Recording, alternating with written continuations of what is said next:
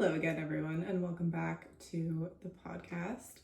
Going to give you a little update on my own training as I proceed through the third trimester of pregnancy, just for your own educational musings, and or maybe you're curious about what pregnancy and training can look like. I've definitely had a lot of conversations around this with clients, whether, I was joking that I actually was not the first person to get pregnant during the intensive. So shout out to those of y'all who have been through that with me.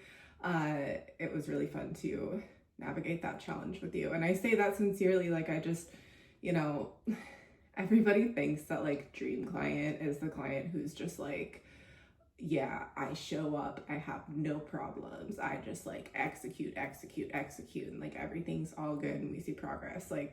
Cool, sure, but we really do as coaches, I guess I won't speak for everybody, but at least for me, myself, I love a puzzle. I love helping people through the challenges of life. As you may or may not know, I went to school to be a therapist and was very dangerously close to becoming one. And I say dangerously because I'm just so thankful that I didn't end up going that direction and ended up following my gut with training and circus and pole and dance. But I digress. Anyway, I love helping people through puzzles. It makes me feel like I'm using the most useful part of my brain. It's what I can contribute to society. So thank you for allowing me to do that with you. And yeah, that being said, sorry, my dings are going off. I think that's just kind of gonna happen. Anyway, every pregnancy is different, so it's never gonna be a one-to-one example, and not just person to person, but pregnancy to pregnancy, and depending on how you get pregnant and what your training baseline was before you got pregnant, that stuff is all gonna look really different. So I've already kind of started talking, so I guess I'll just kind of get into it. Anyway, I worked really hard leading up to pregnancy, and I was talking with a client about this who's considering getting pregnant soon, and she was like, I just feel really discouraged about training right now because I know I'm going to need to modify anyway. And she's not the first person to say that. I've had similar conversations with a lot of clients, and the vibe is, yes, you're going to have to modify, but the harder you work before the obstacle, the better of a baseline you're going to have set up, so that when you have to modify, when you're recovering from surgery or going through an extreme season of travel or getting pregnant or anything at all, or maybe you're going to go partake in caretaking for somebody else, and that you're not going to be able to train as usual. The harder you work before that, the less stressful those modifications are going to be, and the less discouraging having to back off on things is going to be, because you'll know that you set that strong baseline before said obstacle or challenge or life change, and it's going to be really all the more grabbable when you are on the other side of whatever it is that you're going through. And the reality is, it's going to make it easier for you to train during pregnancy for the most part. And I say for the most part because, again, every pregnancy is different and every person is different, and unforeseen things do happen that sometimes negate people from training the entire time that they're pregnant. And I went into this with that as a worst case scenario, just thinking you know what, I'm just gonna set myself up for success leading up into this, knowing that worst case scenario, that egg burrows itself in my uterine lining, and for some reason just the hormonic response or whatever could possibly happen prevents me from training at all. I went into this thinking that's the worst case scenario. I'm gonna set myself up to work through the worst case scenario. And thank God that did not happen.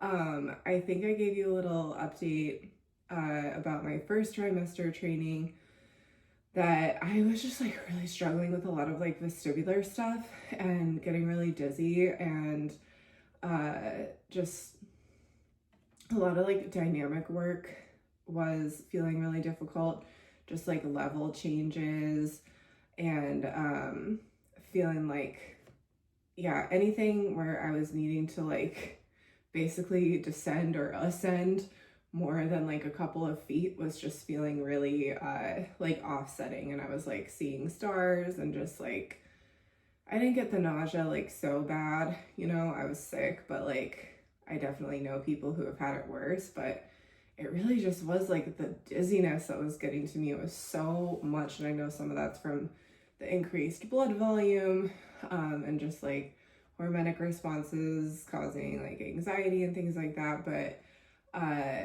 yeah, I think it was just kind of my body calibrating to the pregnancy. And then second trimester, pretty okay. I definitely could feel my hips changing, and my adductor magnus is just like, and my gracilis are just not having it with like the lengthened positions. And my whole anterior chain through my core is just not loving any like bending. So I had my last like bend, I think, when I was maybe like 7 or 8 weeks. And then I haven't really done anything since. I've taken like a couple classes and done like some maintenance stretching every other week, but I am just listening to that message and being in acceptance of the fact that like my contortion practice is not a thing right now. I've coached a lot of people through keeping a contortion practice through pregnancy, and a lot of people can do it. I've seen a ton of people be able to maintain really impressive ranges of motion, really impressive contortion skills. As of right now, I'm just not one of those people. But that being said, things have been feeling a lot better recently in terms of just like feeling a little safer in lengthened positions, and my pelvic floor and my adductor tissues are kind of like giving me a little bit more right now, as well as the anterior chain through the front of my body. So I think I'm actually gonna try, just see how it goes, a session next week, and go beyond like maintenance flexibility work that I've been doing, which is really just hip mobility and trying to keep whatever adductor and hamstring flexibility I can without pushing into pain. So we'll see how it goes. But yeah, I'm on the home stretch here, and it's kind of funny because just coming back to the idea of this baseline is like, I've got 9 weeks left of this thing, and I've been off contortion practice since 8 weeks of pregnancy, and I feel really relaxed about the whole thing, about like losing range of motion and all that, because of all the work that I did ahead of time. And I just know that it's going to be like anything else, where you go through these seasons where you're just not as focused on that. And I took that as the opportunity to focus on other stuff. So one of my main goals too throughout this is just trying to maintain as much muscle as possible.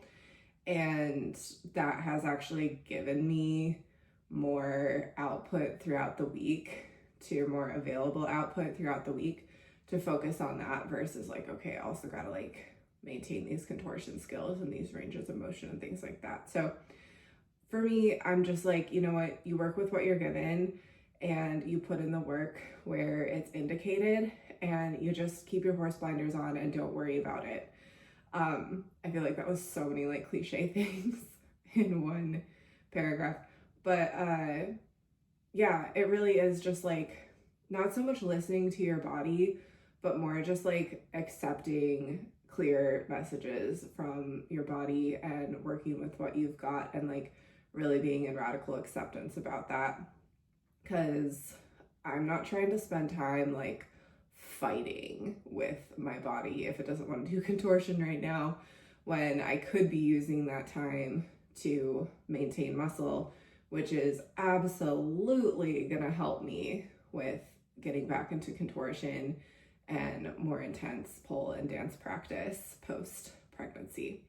So with the dance stuff, so I alternate a dance class or just like dance conditioning and technique by myself with a flexibility session.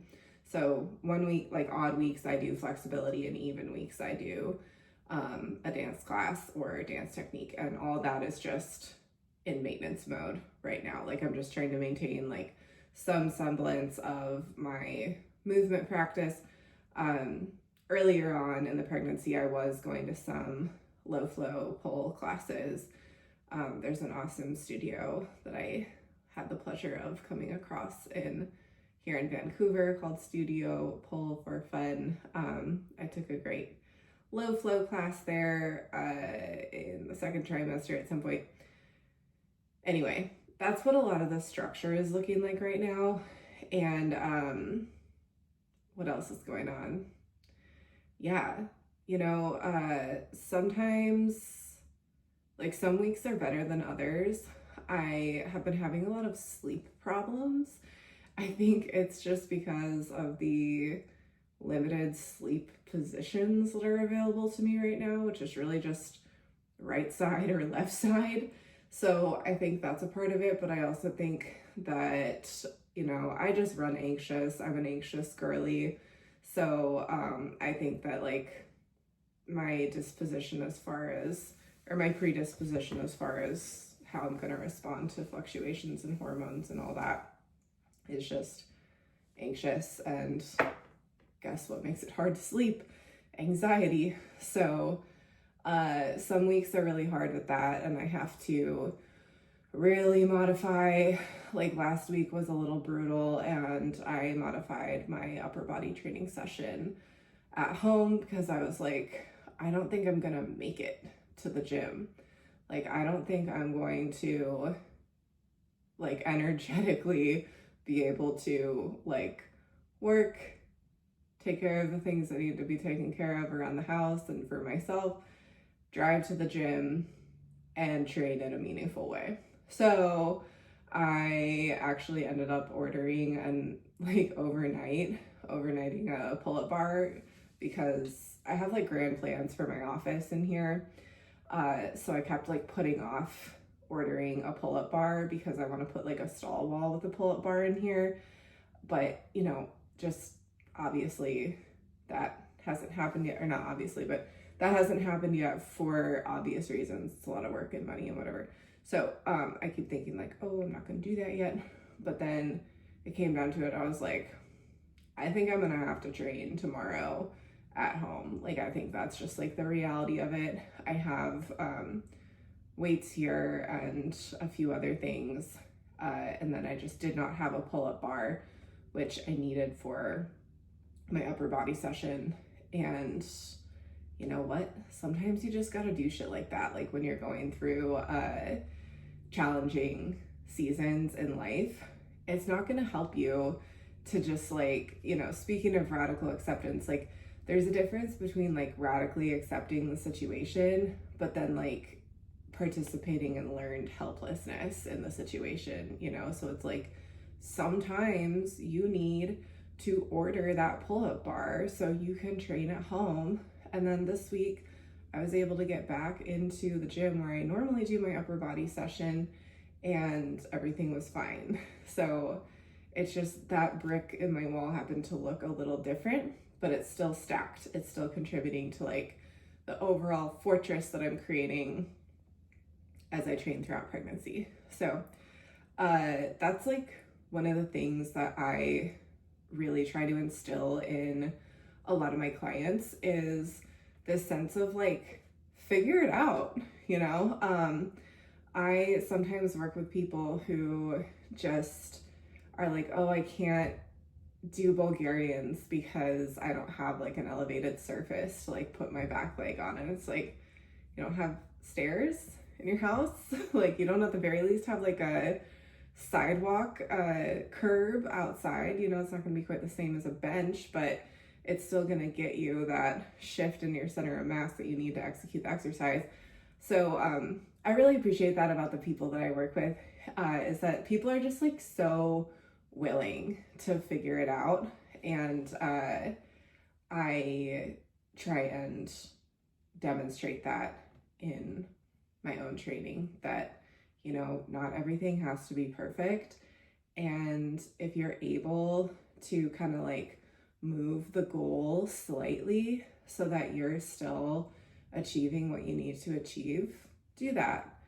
I guess I'm gonna continue on this tangent, but as far as like nutrition and tracking my macros and making sure that I'm getting in micronutrients and things like that, I, for the most part, track my macros just like in MyFitnessPal, and then I have a little like checklist that restarts on my phone every day, and I'll share it in the show notes if you're curious. It's called Better You. And it literally is just like a habit tracker. It's nothing special as far as like an app. There's a lot of stuff out there like it. So it doesn't have to be that, or you could even like do this just in like the notes app on your phone or in a notebook, even super analog. But so every day I do my daily cars, one bonus mobility thing, which I try and prioritize hip internal rotation, just in terms of trying to encourage some laxity in my pelvic floor for obvious reasons. And then 2 servings of veggies. I have no problem getting in fruits, so I don't put that on there. Like, I don't even have to think about it. I pretty much always have berries in my like yogurt in the morning, or I'll like eat an apple as like a little to-go snack is kind of my go-to. But like veggies for some reason are harder in general for me and have been really unappetizing while I've been pregnant. So I've really had to like track that. And I say 2 because like a lot of days I'm getting just 1, and then like a lot of fruit. So it's a lot of produce, but like not always necessarily enough veggies. So I put the 2 on there just in case, so that like, you know, I'm not gonna look at that and be like, shit, I got 0 out of 2. I want to at least look at it and say 1 out of 2. So I track it in that way. And then steps, I aim for 7,000 a day. This past week, just because of the sleep, it just like has not been happening, but I have been really consistent with that throughout the pregnancy as well. So yeah, okay. I think that's everything. I think that's everything that's going on right now with me. I wanted to make this a 2-fold episode talking about some common things. You know what? Let's just make it a longie, and I actually will get into this stuff. I didn't expect to talk about myself for 18 minutes, but we did it already. It's out there in the world. So the other thing I want to talk about is just like updates with what's going on with my clients and members in the training club, and what sorts of questions are coming up for folks right now as it currently stands. Because the most commonly asked question that I always get is like, how do you fit everything in? That's pretty consistent throughout like all seasons and all years that I have ever been a coach. And honestly, that's like what I do best, is help people figure out like seasonality and training frequency and intensity and all that, depending on like what they need to do and what's going on with them right now. Which, oh, by the way, God, this is a little like disorganized, but you're getting like the very raw and real radio show today. So I am going to do a sale over Halloween weekend. I usually put my training audit service on sale for 25% off, 3 slots on Black Friday. I've done that like most Black Fridays, like the last 3, I think. And I want to do it again, but I'm going on leave in December. So that does not really leave enough time for y'all to actually schedule this appointment. So I thought, let's do it a month early on Halloween weekend and do an Orange Friday sale on the training audit service. So if you want to see me at my best and like what I do best, which is help people get organized and feel like they have a clear direction with their training and like where they're kind of going with their movement career because of these training decisions, this is the appointment for you. We go through like everything. Like we go through your resistance training, your mobility training, flexibility training, what's going on with skills and classes and teaching and all that stuff. And we pare everything down to like the bare minimum of what you really need. We decide like what the best sets and reps and intensities are for everything that you're doing. We put together a great little doc for you to go off of and use as an anchor as you ride the waves of your life and training. So anyway, that's going to be on sale over Halloween weekend. And I love doing this with people because this is like the most commonly asked question that I get is like, what the fuck should I even be doing? And like, how do I like balance all these different adaptations and like skills and classes and things?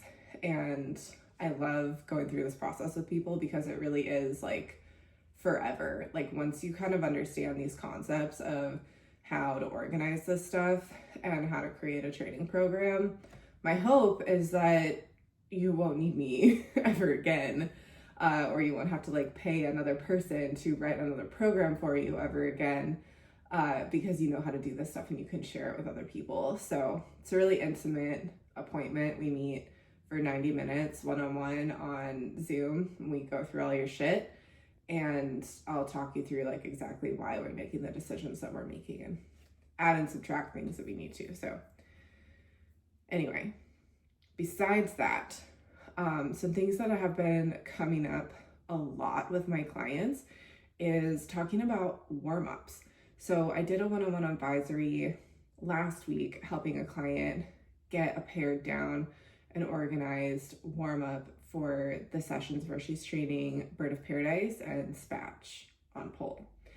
And I loved what she had. Really the only thing that we did was get a little bit more specific with what hip mobility exercises she was doing, because the hip mobility exercises that she chose weren't going to help her. I didn't hate it, but it wasn't like the best choice for Spatch and Bird. And I've had a few conversations about this with clients in the intensive and in the training club. And what you want your warm-up to really look like is a ramp up to whatever it is that you're doing. And I'm talking specifically about skills because this is where it's been coming up most frequently with clients right now. But this goes for like anything, right? You don't want to like do stuff just for the sake of doing stuff. And you don't want to do stuff just for in the spirit of like hitting every joint. That's not super helpful. And that gets super stressful and leaves you fried before you're even ready to like do these skills. No wonder they feel hard, because you thought you had to hit every single joint and every single muscle group and like activate everything before if you're not watching the video, I've got air quotes around activate because you're already activated. It really just is a thing of getting your body temperature physically up.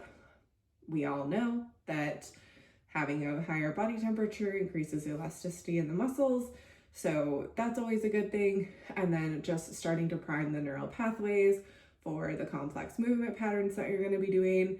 And then breaking open any ranges that need to be broken open, things that you might struggle with. For myself, if I'm going to get up in the air, I'm always going to be breaking open range with my hip flexors and shoulder external rotation, because those are two things that I struggle with specifically, but maybe you're doing something else. Last month, I talked with a different client about this same thing, but for inverts and like fan kicks and things of that nature, again, up on pole. And this person was struggling with lumbar flexion, so we added in a PALS rails, a lumbar flexion PALS rails to her overall mobility routine, but I also encouraged her to use that as a part of the warm-up. So just always come back to the idea of the ramp. And I have a full episode on warm-ups as well, which I'll also link in the show notes. So let's do a quick one.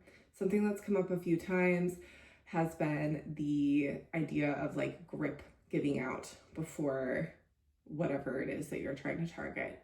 And I'm sliding this one in here because the answer is very simple. If you're not working on grip in the exercise, use straps. The Harbinger, however you pronounce it, straps are what I have. You don't have to have that brand. It's not sponsored, obviously. No one sponsors me. But that's just what I use. If you want to use the same thing as me, there's a lot of other really great lifting straps out there for like $10 on Amazon. Definitely not sponsored by Amazon. So whatever, I'm just trying to say they're like, it's a really accessible tool to mitigate this issue, and it's like pretty instantaneous. So there's that. And you might be tempted to say like, oh, well, this means I need to work on my grip. Whatever, maybe. But if you're not struggling with grip on apparatus, which that should be your first in to working on grip, is just like doing hangs on your apparatus, because it's a little bit more specific. That's going to be a better in than like trying to first address it with lifting or cross training stuff. All right. Last thing I'm going to talk about is split stance position. So one thing I want you to know is that there is a difference between a split squat and a long lunge.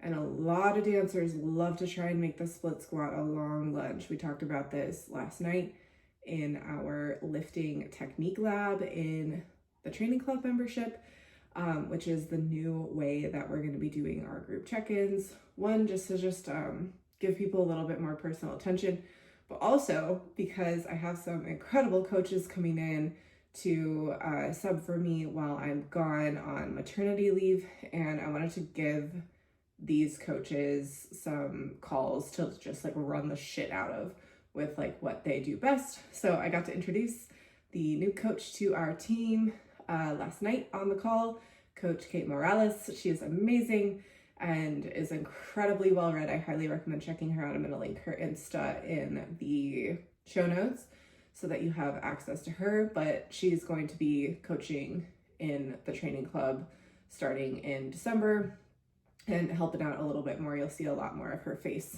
and voice in the membership starting next week, which is just always a good thing. Just want to say too, she does so many other amazing things besides just the work she does with coaching. And I'm like so excited to have her on the team because she's just such an asset, not only to the membership, but to every community that she's in. And I so mean that. Just truly an incredible person. Anyway, so she pointed out that a great cue to think about with the back leg for split squats is patella down to the floor, right? 90 degrees and 90 degrees, easy peasy. With basic split squats and lunges, this is a great thing to think about. People ask about like the length of the stance sometimes with lunges. Don't overthink that.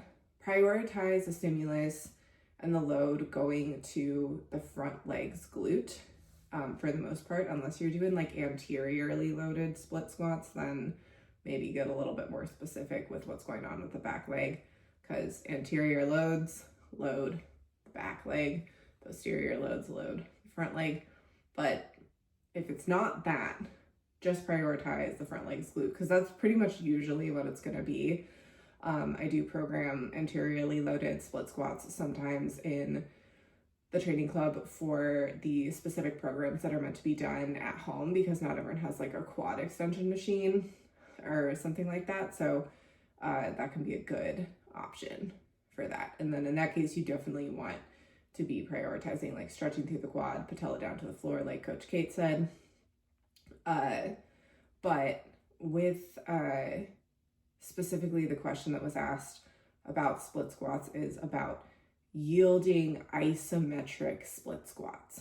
So this is a little bit different because this, if you don't know what a yielding isometric is, it's an isometric hold that like you're eventually going to get into, that's like eventually going to win over you, versus like overcoming isometrics is something that like you're eventually going to move, versus like you're not going to move the floor and the barbell's going to like maintain the same weight, so you're eventually going to yield to it.